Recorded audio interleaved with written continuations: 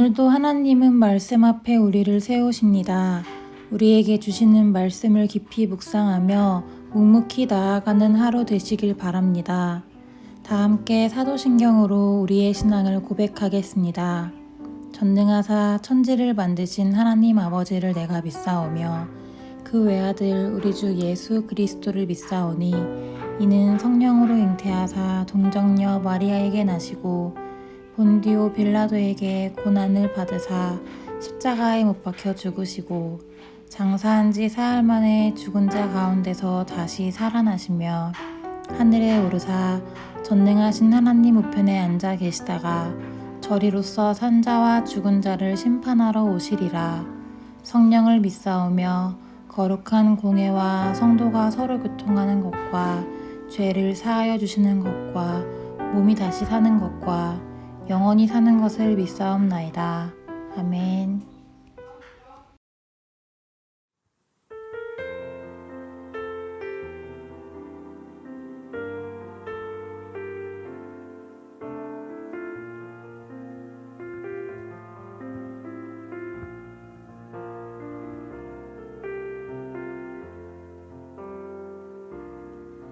주님, 내가 주의 장막을 사모합니다. 오직 주의 임재를 갈망합니다. 주의 집에서의 하루가 다른 곳의 첫날보다 좋으니 주 사랑 안에 머물며 사랑 노래합니다. 나의 평생에 단 한 가지 소원, 주의 아름다우심 보며 사랑 노래하는 것.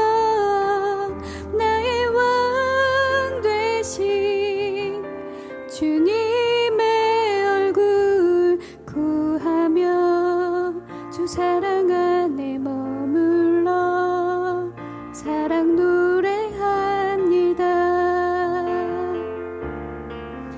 나의 평생에 단 한 가지 소원, 주의 아름다우심 보며 사랑 노래하는 것. 나의 왕 되신 주님의 얼굴 구하며 주 사랑 안에 머물러 사랑 노래합니다.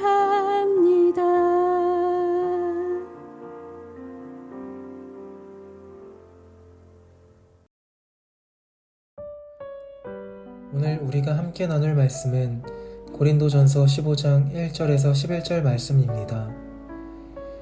형제들아, 내가 너희에게 전한 복음을 너희에게 알게 하노니 이는 너희가 받은 것이요 또 그 가운데 선 것이라. 너희가 만일 내가 전한 그 말을 굳게 지키고 헛되이 믿지 아니하였으면 그로 말미암아 구원을 받으리라. 내가 받은 것은 먼저 너희에게 전하였노니 이는 성경대로 그리스도께서 우리 죄를 위하여 죽으시고 장사 지낸 바 되셨다가 성경대로 사흘 만에 다시 살아나사 게바에게 보이시고 후에 12제자에게와 그 후에 500여 형제에게 일시에 보이셨나니 그 중에 지금까지 대다수는 살아있고 어떤 사람은 잠들었으며 그 후에 야고보에게 보이셨으며 그 후에 모든 사도에게와 맨 나중 만삭되지 못하여 난 자 같은 내게도 보이셨느니라. 나는 사도 중에 가장 작은 자라. 나는 하나님의 교회를 박해하였으므로 사도라 칭함받기를 감당하지 못할 자니라. 그러나 내가 나된 것은 하나님의 은혜로 된 것이니 내게 주신 그의 은혜가 헛되지 아니하여 내가 모든 사도보다 더 많이 수고하였으나 내가 한 것이 아니요 오직 나와 함께 하신 하나님의 은혜로라. 그러므로 나나 그들이나 이같이 전파하매 너희도 이같이 믿었느니라. 아멘. 반갑습니다. 오늘 고린도전서 15장 1절부터 11절까지를 중심으로 위로라는 주제의 말씀을 함께 나누겠습니다. 우리가 오늘부터 나누려고 하는 고린도전서 15장은 힘겨운 이 땅을 성도로서 살아가야 될 모든 주의 백성들에게 주시는 귀한 위로의 성경입니다. 우리가 고린도전서 15장을 나누는 동안에 하나님께서 우리의 모든 상황과 현실 속에서 진정한 위로와 평안 주시기를 축복합니다. 오늘 본문은 바울의 복음에 대한 설명으로 시작을 합니다. 1절입니다. 형제들아, 내가 너희에게 전한 복음을 너희에게 알게 하노니 이는 너희가 받은 것이요 또 그 가운데 선 것이라. 너희가 만일 내가 전한 그 말을 굳게 지키고 헛되이 믿지 아니하였으면 그로 말미암아 구원을 받으리라. 바울이 전한 그 말은 바로 복음입니다. 특별히 복음을 듣고 그 말을 지키고 복음을 믿으면 구원을 받는다, 이렇게 말합니다. 바울이 전한 복음이라는 게 어떤 걸까요? 그거는 오직 예수님에 대한 말씀입니다. 3절입니다. 내가 받은 것을 먼저 너희에게 전하였노니 이는 성경대로 그리스도께서 우리 죄를 위하여 죽으시고 예수님께서 이 땅에 오신 것과 죽으신 모든 것은 성경대로 구약의 예언대로 하나님의 약속대로 이루어진 일입니다. 예수님께서는 우리를 위해 이 땅에 오셨고 우리 죄를 위해서 죽으셨다가 성경대로 하나님의 약속대로 3일 만에 다시 살아나셨습니다. 4절입니다. 장사 지낸 바 되셨다가 성경대로 사흘 만에 다시 살아나셨다. 그런데 예수님께서 부활하신 후에 예수님 혼자 지내시다가 하늘로 올라가신 게 아니고 많은 사람들을 만나셨고 그렇게 많은 증인들이 만들어졌습니다. 베드로에게 먼저 보이셨고 12제자와 500여 성도들에게 보이셨고 나중에 예수님의 동생 야고보와 특별히 바울에게도 나타나셨습니다. 5절입니다. 게바에게 보이시고 후에 12제자에게와 그 후에 500여 형제에게 일시에 보이셨나니 그 중에 지금까지 대다수는 살아있고 어떤 사람들은 잠들었으며 그 후에 야고보에게 보이셨으며 그 후에 모든 사도에게와 맨 나중에 만삭되지 못하여 난 자 같은 내게도 보이셨느니라. 자, 바울이 말하는 복음은 아주 선명합니다. 오직 예수님이 복음의 내용이고 핵심이고 주인이고 전부라고 말하고 있는 겁니다. 복음은 기쁜 소식인데 예수님께서 이 땅에 오셨고 예수님께서 죽음에서 다시 살아나신 것이 우리 모두에게 기쁜 소식이 된다는 겁니다. 왜 그럴까요? 우리는 죄가 들어온 이후로 죄에 매여 살게 되었습니다. 죄는 우리를 영원한 생명과 그 두려움으로 끌고 갑니다. 죄의 값이 사망이기 때문입니다. 그런데 하나님께서는 예수 안에서 우리를 구원하시기로 작정하셨고 그렇게 예수님을 우리에게 주셨습니다. 예수님께서 우리를 위해서 우리가 담당해야 될 죄의 값, 죽음을 대신 지시고 십자가에 달려 죽으셨습니다.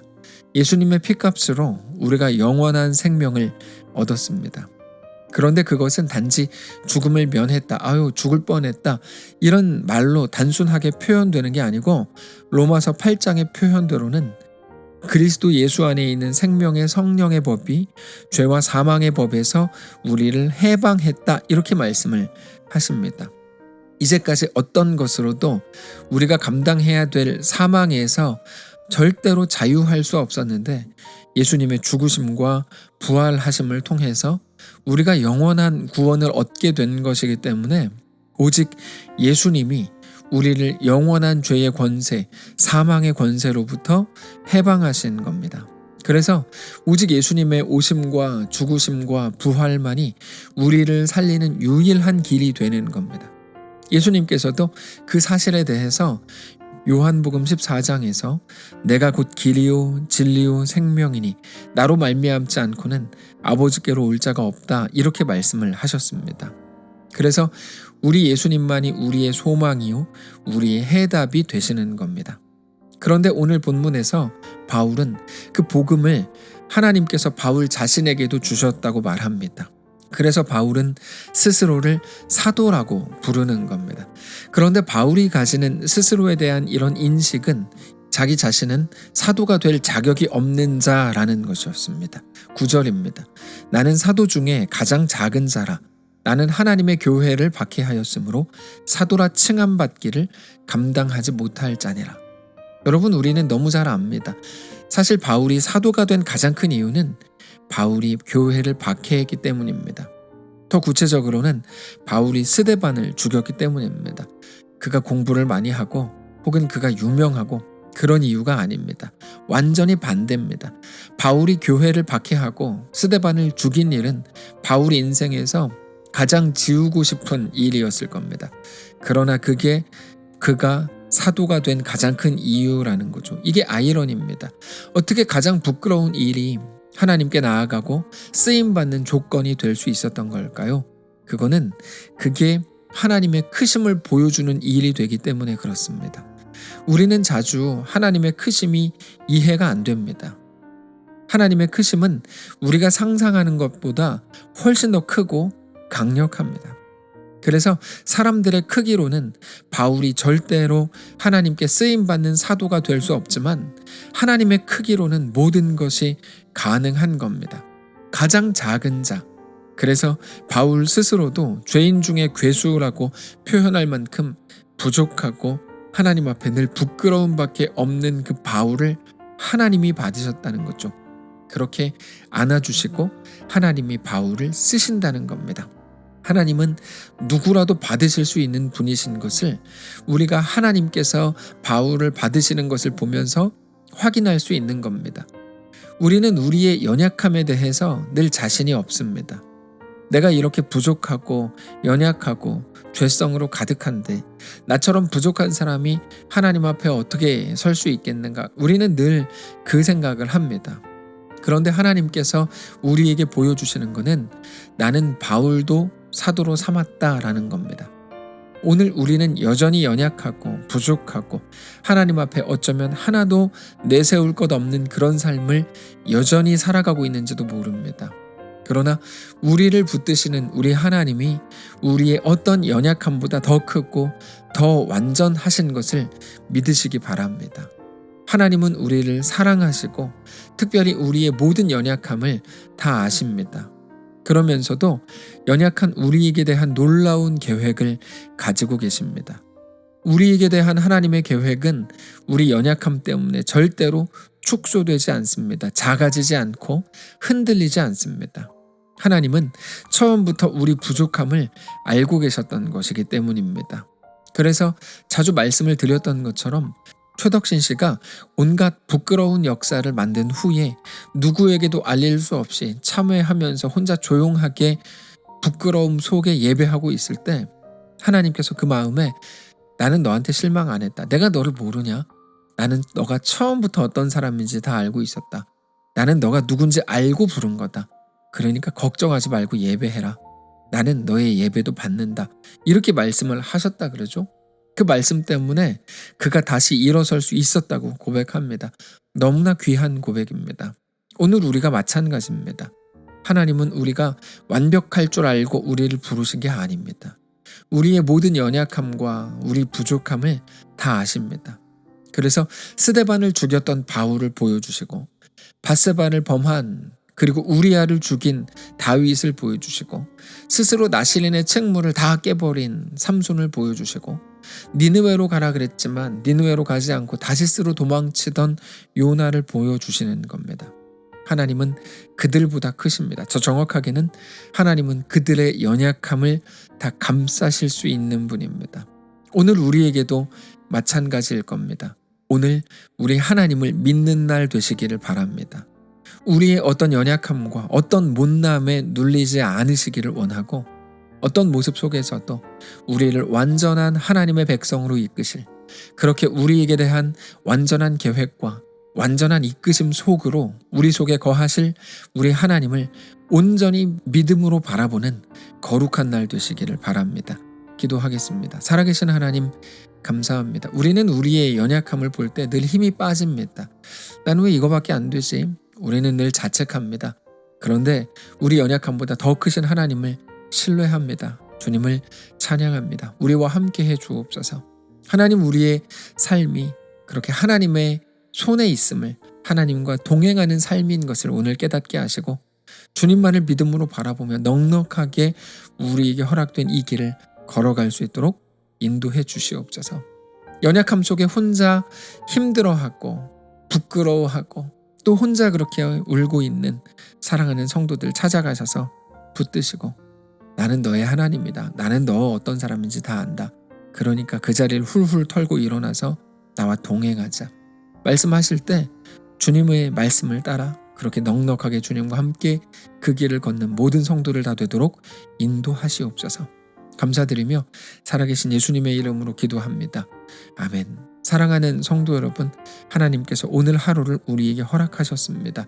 믿음으로 주께 나아가시기를 바라고, 우리 주님과 함께 어떤 길 위에서도 당당하게 서는, 그렇게 행복하고 즐겁게 우리의 날들을 살아가는 귀한 우리의 삶이 되시기를 축복합니다.